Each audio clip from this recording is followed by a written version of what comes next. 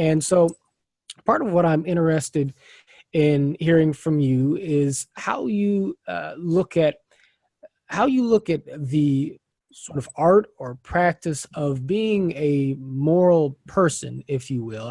How do you define that in your own experience? And maybe say a little bit about what experiences lead you to your own particular understanding of what it is to be moral and virtuous and good, or what it is to strive for those things in human Yeah. behavior.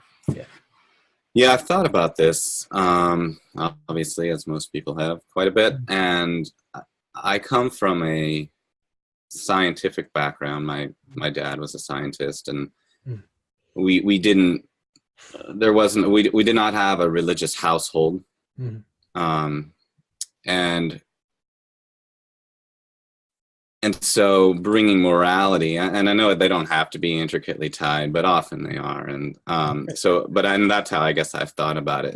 In how does one formulate morality outside of that when that's such the dominant form of framing morality for most, and for most, at least most conversations. Mm.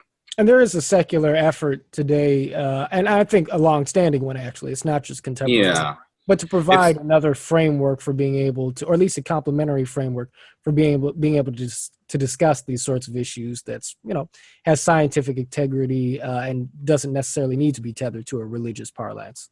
yeah, yeah, and I think it's at least for myself maybe more difficult to outline because it comes down to the individual and your own Mm. accountability. And so, I mean, that's how I tend to view things. I tend to hold myself to standards, whatever the case may be, and morality is the same. And but I think I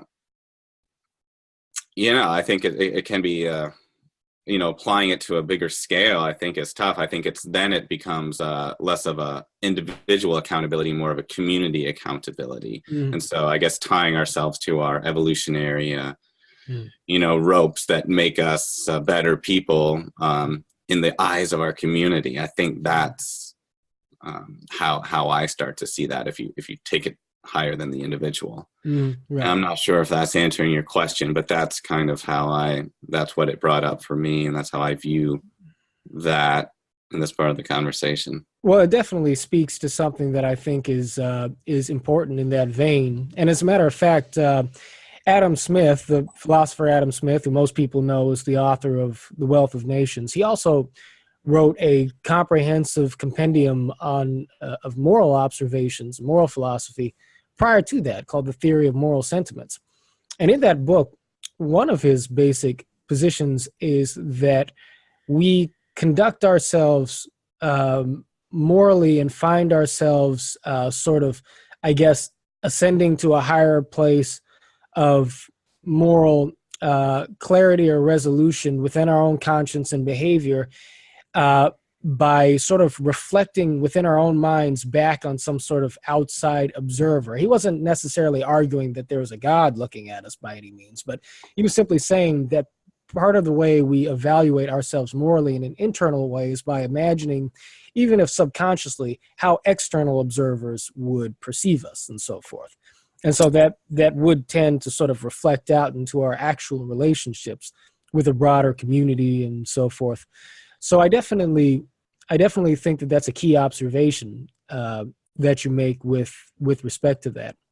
But yeah, I mean, I would have to imagine that part of what motivates anybody to want to build bridges in our society is a sense that it is sort of a moral mission ultimately. Hmm. And at least for myself, it's useful to describe it that way because I do think, and it does get a little bit back to an observation you made earlier, which is the fact that uh, there's sort of this intrinsic energy of intensity that comes along with a more strictly divisive way of talking about things Yeah. that gets a lot of attention and that gets things moving in a quick way, even if it's chaotic and counterproductive.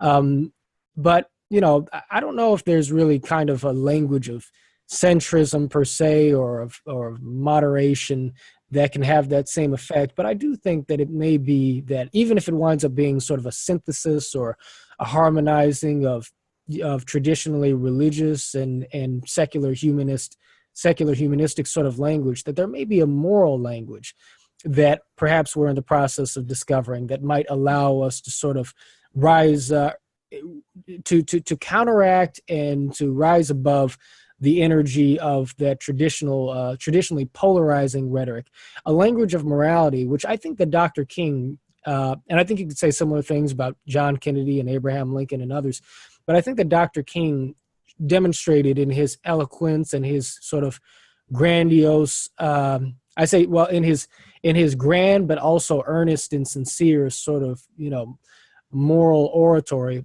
I think that it is possible for a more sort of ethically grounded language to transcend and to go beyond the power of crass political polarization and sophistry and so forth. Yeah.